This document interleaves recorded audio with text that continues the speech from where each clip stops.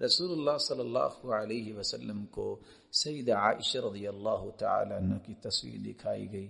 اس سے کیا تصویر کھنچوانے کا جواز نکلتا ہے؟ علماء کا اس میں موقف آپ نے پہلے بھی سنا ہوگا.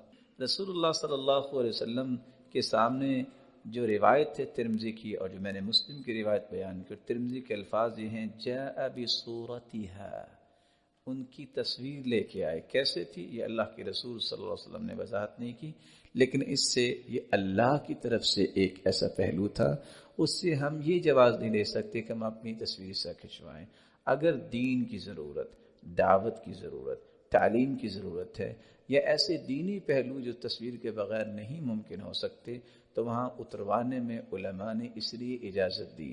آپ حج کرنا چاہتے ہیں، بغیر پاسپورٹ کے نہیں جا سکتے، آپ کو اتروانا ہی ہے. آپ آئی ڈی کارڈ بنوانا ہے، آپ کو اتروانی ہی پڑے گی. اسی طرح رسول اللہ صلی اللہ علیہ وسلم کا دین جو لایا ہوا ہے، انسان کی قیمت بہت زیادہ ہے، لیکن جب انسان کی موت واقع ہو رہی ہو تو اس کو حرام کھانا بھی جائز ہوتا ہے، مردار بھی کھا لے، اس کے لیے گنجائش ہے. تو دین انسان سے زیادہ قیمتی ہے.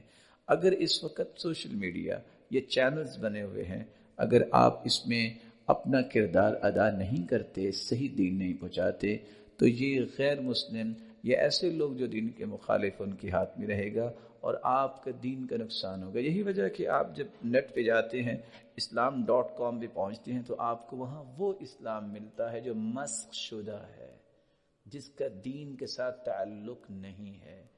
دین وہ ہے جس کو کتاب و سنت کا دین کہتے ہیں، اللہ کا قرآن اور اس کے پیارے نبی اور اس کے محبوب کا فرمان. یہ ہے دین. میری اور آپ کی رائے یہ دین نہیں بن سکتا. یہ اس وقت دین بنے گا جب ہم قرآن و سنت کی روشنی میں کوئی بات کریں گے.